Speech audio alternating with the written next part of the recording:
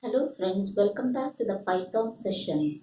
In today's session, let's see about the strings in Python. In the earlier sessions, we had discussed the various type of data types present in Python, and we'd also looked into the number data type. And today, let's look into the strings in Python. Let's see how strings are called immutable and some operations which can be performed on strings, that is concatenation and repetition. So friends, what is a string? String is nothing but a sequence of characters which is enclosed within codes. It can be a single code, double code, double code or a triple code. So strings are nothing but characters or sequence of characters which are enclosed between single quotes, double quotes or triple quotes, and it's represented as str. Type str stands for strings. And one more thing about string is we say strings are immutable. That means the contents of the strings cannot be changed. And what are the other type of other data types which we call immutable? Int is also a type of, it's a data type which is immutable. Float is another type which is immutable. Tuple is also immutable. Even strings belong to the same category. That is, they are immutable. So, how can we prove that strings are immutable? That immutable means the content of the string cannot be modified once it has been initiated. Suppose I say my name equal to I like programming.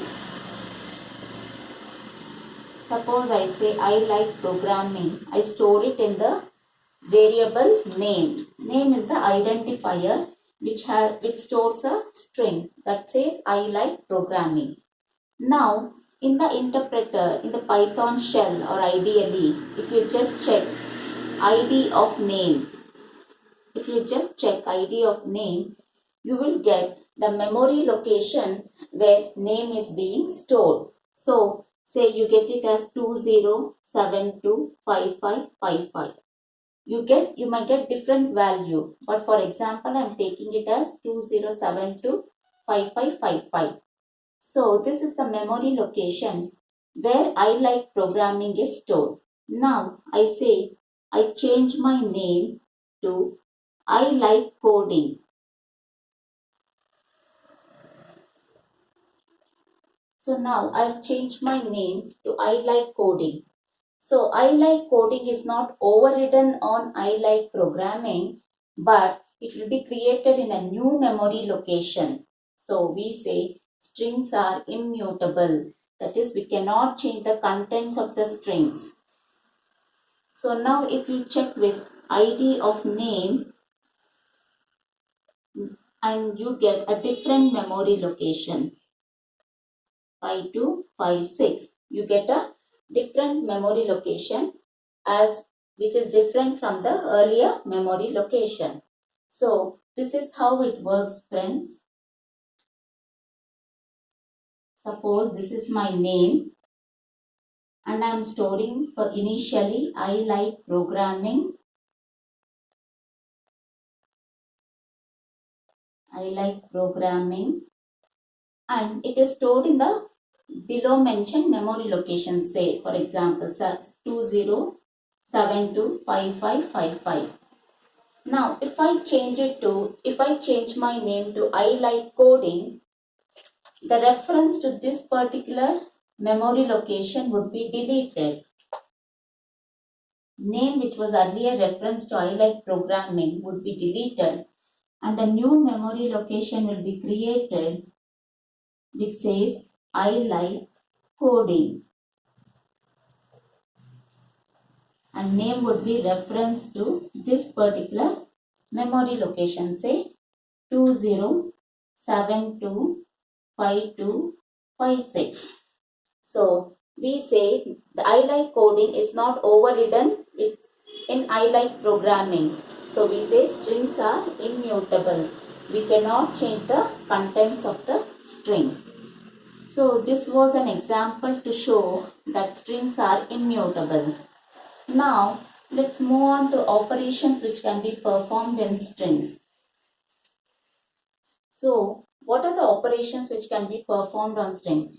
The first one is the concatenation. What is concatenation? If you have two strings and you want to combine those two strings, then you can go in for concatenation, which is nothing but a plus symbol. So you can concatenate two strings with a plus symbol, which is the concatenation operator. So suppose now I say my st1 is equal to I like space.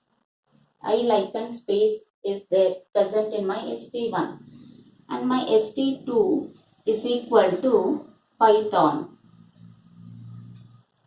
So I like Python. I want to combine it into one particular string. So how can we do this? We can do with the concatenation operator, which is the plus sign. Now I say my st3 equal to st1 plus st2.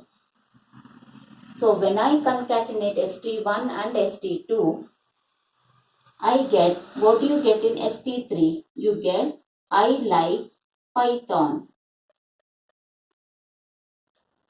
So your st3 will now hold the value I like Python. It concatenates st1 and st2. Similarly, you can concatenate n number of strings. Suppose say my st1 is I like Python, st2 is I like is st1, Python is st2, and my st3 will hold the value programming.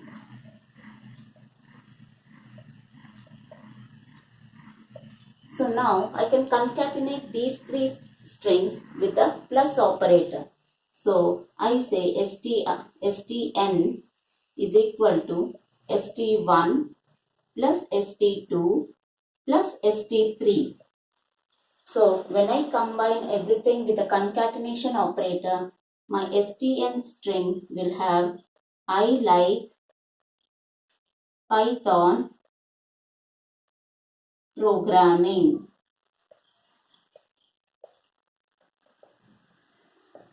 So in this way, you can concatenate n number of strings into one particular string. This is how concatenation of plus sign works in Python. Now, there is one particular thing which we cannot do with the concatenation operation. Let's see what it is. Suppose my string 1 is I am studying. I am studying in space, and my variable 1 is equal to 2. It's an integer. I want to concatenate my st1 with variable 1. So friends, here is the catch. st1 is a string and variable 1 is an integer, and we cannot concatenate string with an integer.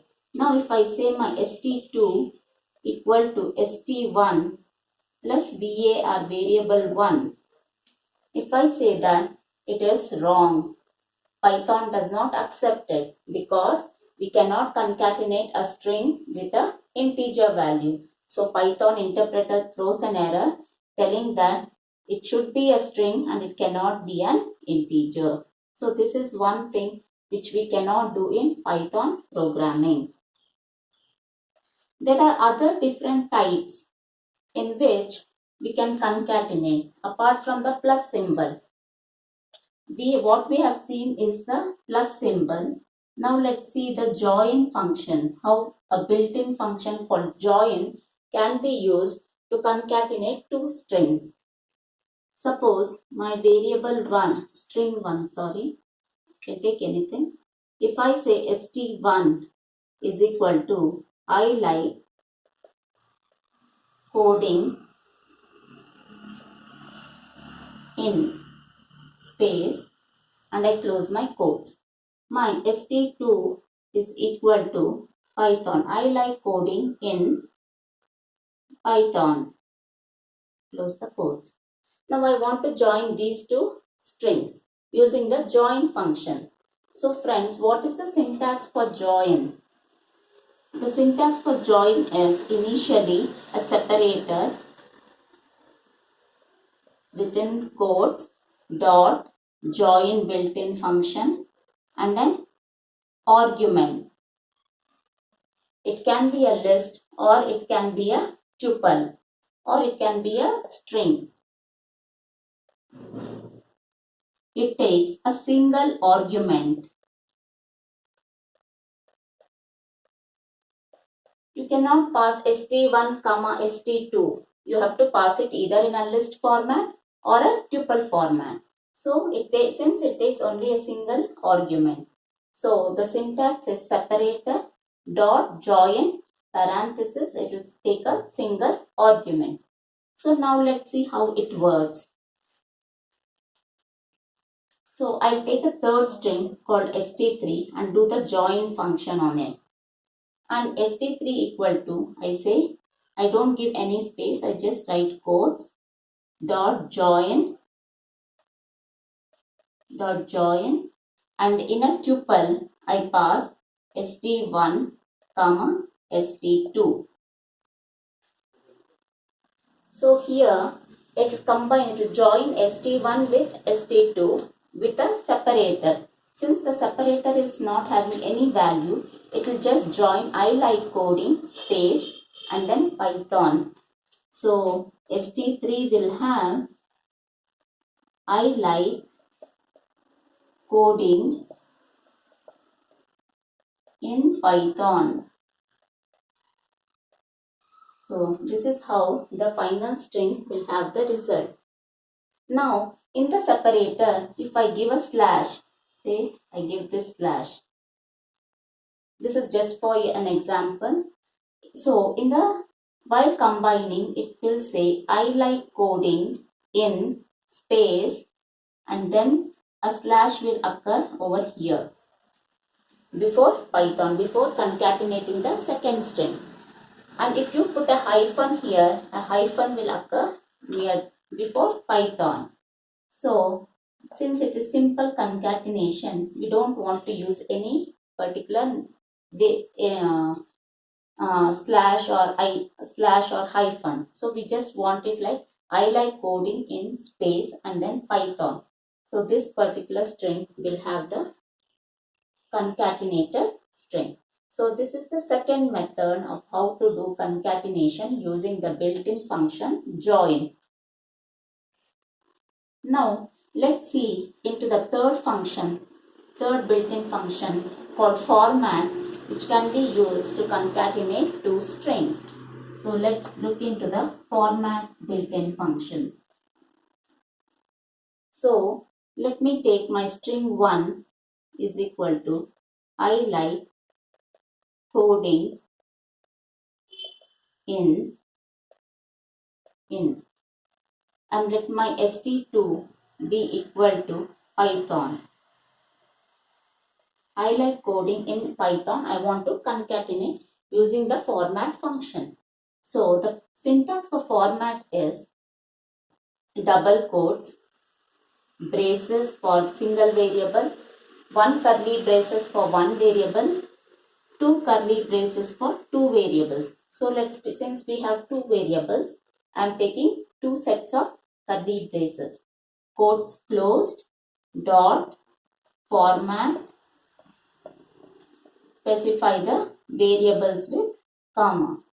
So this is the syntax. Now using this syntax, let's see how it works. So I say st3 equal to quotes, curly braces twice, since I want to concatenate two variables. If you want to concatenate three variables, you have to give three placeholders. Curly braces is nothing but a placeholder. And then I close my quotes, dot, format. Then I specify st1, comma, st2. So this is how format works. Now what will st3 hold? In this curly braces, st1 value will appear. The value is I like coding in. So the value I like coding in, and since I've given a space over here between two set of braces, we get a space over here and then it will print Python. So st3 will now have the value I like coding in and then Python. So we see that the two strings have been concatenated. So this was concatenation using the format built-in function. Hope so friends, this is clear for you. Now let's look into the repetition operation on strings. So what is the repetition operation on strings? So what is string repetition? Suppose I am having variable 1 is equal to Sam and a space. Now I want to print the same variable twice. So then I say my variable 2 is equal to variable 1 into 2. So repetition is nothing but an into symbol. So if I give variable 1 into 2, Sam would be printed twice with a space in between. Here also a space will occur. Now if I give into 3, Sam would be printed thrice. So this is how repetition works. For repetition, you have to have a string into an integer value. We cannot multiply two strings. Say my variable var is equal to Ram. Now if I want to multiply variable 1 with variable, if I say variable 1 into variable, then Python interpreter will throw an error saying you cannot multiply two string variables. It should be a string multiplied with an integer value. So this was string repetition. So we have covered that the topics like strings are immutable. We saw an example for that. Then we saw concatenation, the three methods of concatenation, and then we saw repetition. So this was some of the operations which we can, these are some of the operations which we can perform on strings. If you have any doubts, please do let me know in the comment section. If you like my video, click on the like button and please do subscribe to my channel to get notification of my new videos. Till then, see you. Bye bye.